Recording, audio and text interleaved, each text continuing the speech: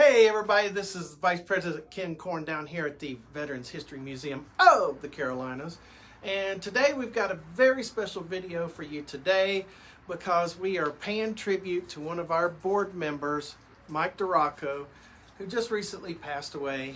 And we got very, very heavy hearts here at the Veterans History Museum because Mike was just so excited about the museum, so excited about, having his artifacts and his books and everything else come in. So I'm going to bring a couple of the guys in, and each one of them are going to pay a little bit tribute to Mike DiRocco. So first we've got curator Emmett Cassiato. Emmett, if you'll come on in here, and let's talk a little bit about Mike. Yeah. The big thing that I remember about Mike, first of all, he was a very dynamic person. He had many stories, and we were like little kids gathering around him all the time, listening to what he had to say about his service career. But the one thing that stands out, and he always told me this story, when he was in Fort Bragg, the commandant wouldn't let them wear the green berets because at the time they were under the auspice of the CIA. This is early 61, 62, so. And he told me, he said the pay was great with the CIA. When the Army took over, his pay lowered quite a bit.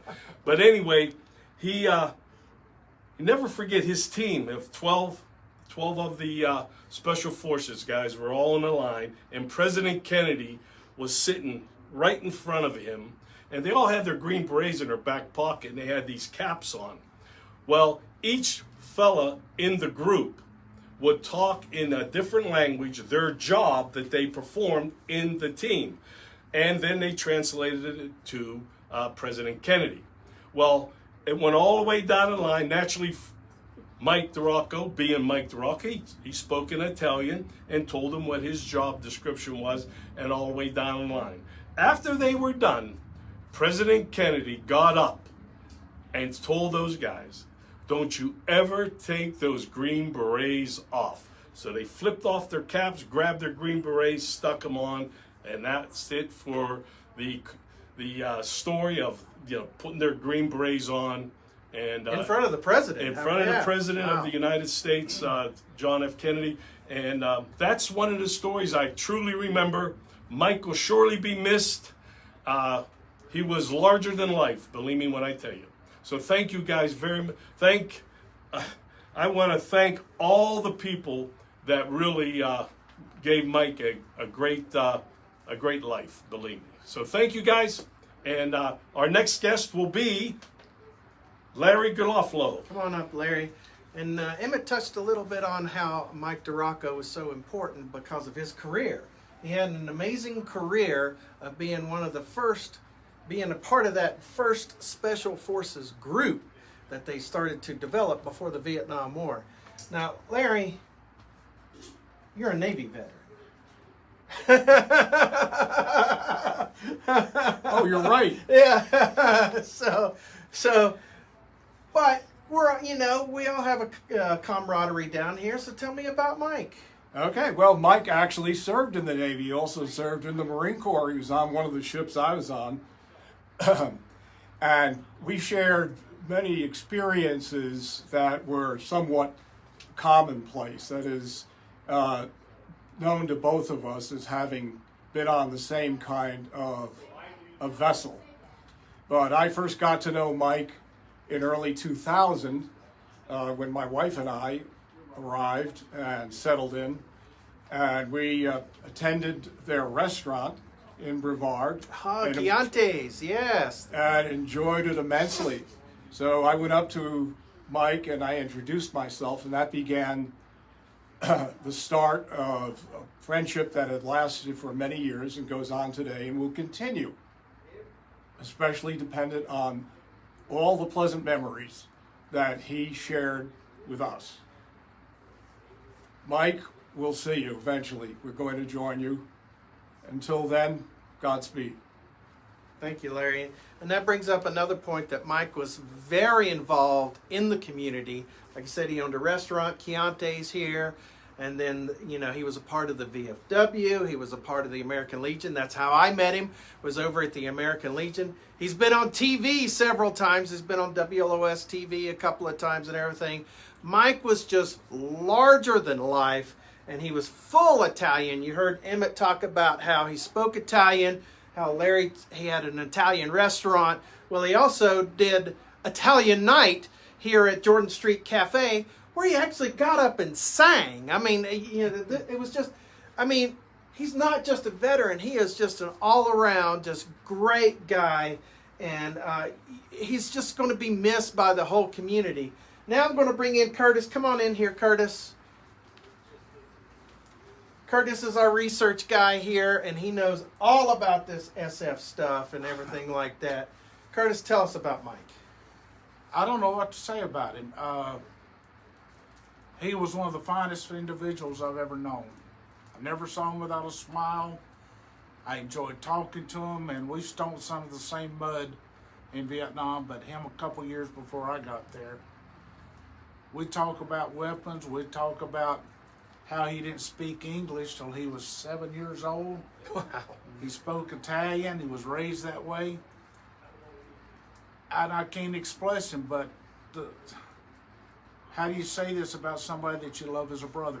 Absolutely. I brother, felt so yes. bad when, I won't say the words I said when I heard it, but Mike would understand what I said. Mike, wherever you are, buddy, Charlie Mike, I'll see you when I get there. All right, thank you so much, Curtis. And just like I said, I mean, he touched everybody in this community. It didn't matter if you were a veteran or not. Come on in, Tom. This is my buddy Tom Bugala, the curator here. And Morning, everybody. oh yeah, it was just so. Tom and I came in here early this morning. We just wanted to make sure that his passing did not go unnoticed in this community, because he was so important to this community. So we came in, we put a little white bow on his picture here. This is a painting of Michael DiRocco in his Special Forces gear, and with a Thompson submachine gun, and that was like brand new camouflage back then and everything. Right.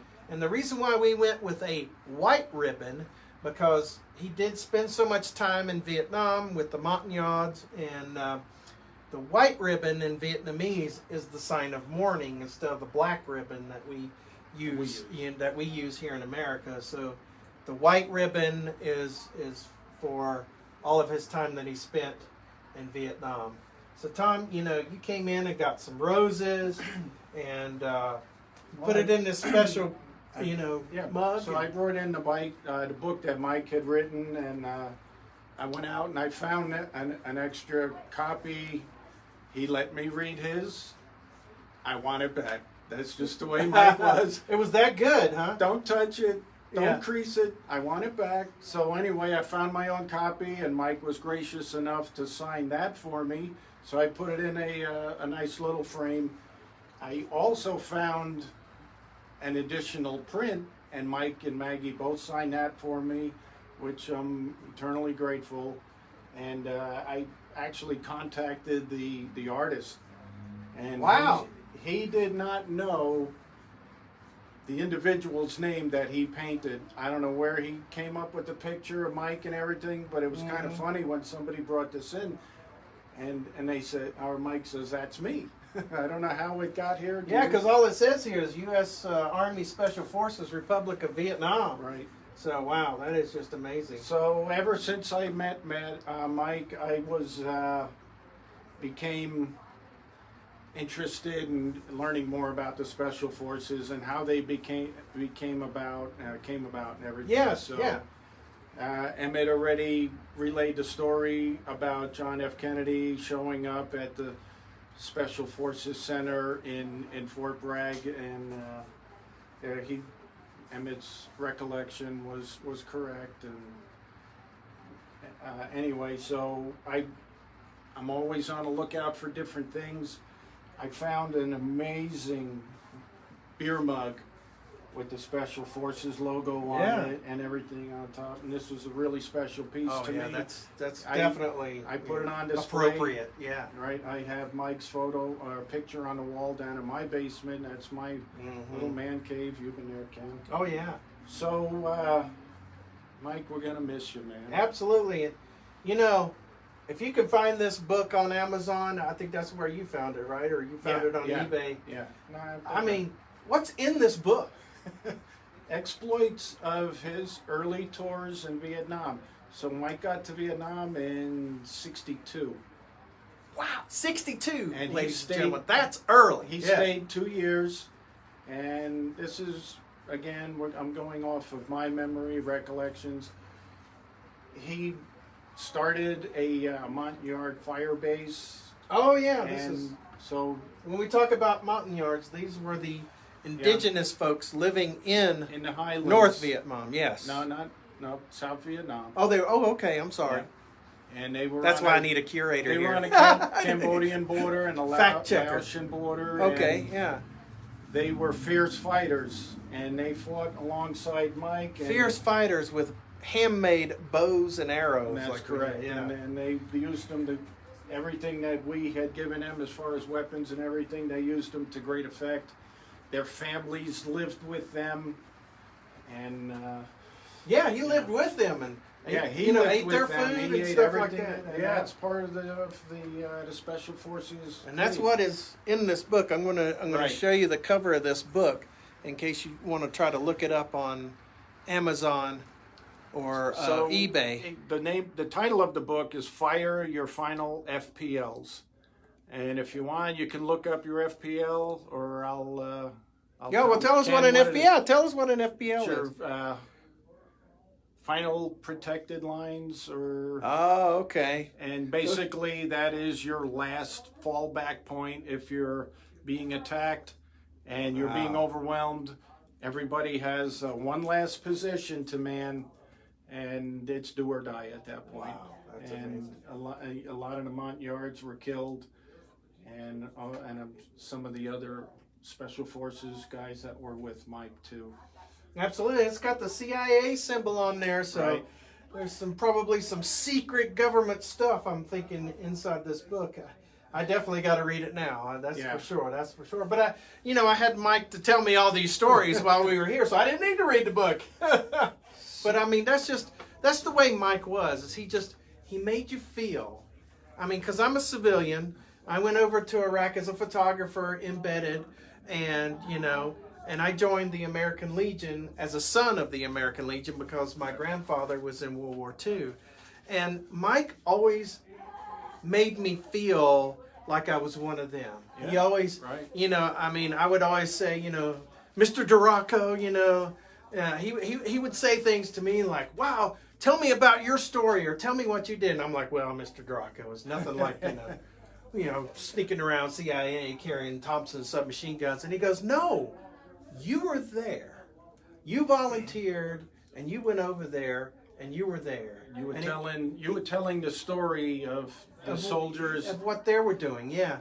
at that time, and it's just so But just critical for people to I know, to but learn just and the- understand. The respect that Yeah. a special forces guy, CIA, special forces guy would respect me as much as I respected him. I tell you, he's just going to be so seriously missed. And I think you've got a small tribute here that you want to. Small epitaph. Yeah, well, that I just kind of put together, and also so Maggie. Oh, and yes, let's not forget Maggie. Maggie, Mike's wife, is just so amazing. Yeah. And all of our love right now is going out to her. Right, Maggie. Because she was so involved as well. I mean, she volunteered just as much as Mike did. She was always here when Mike was here, and she came a lot when Mike was sick and not as mobile. Right. She did our food for our special, events and stuff like that. She was always running around cleaning the up. best food. And I know, she yes. wouldn't, Oh, she yeah. wouldn't stop. That's exactly. And when the party was over, that's when she cleaned up everything. she started phase 2. Yeah, cleanup. Or actually exactly. phase 3. Yeah. Before the party, Yes. during the party, making sure that every plate, everybody was having fun eating. Yes. And then at the end, she was right there. So all of our hearts go directing out cleanings. to you, Yeah, Maggie. I swear. So we love you, and anything that we can do for you, Oh, absolutely.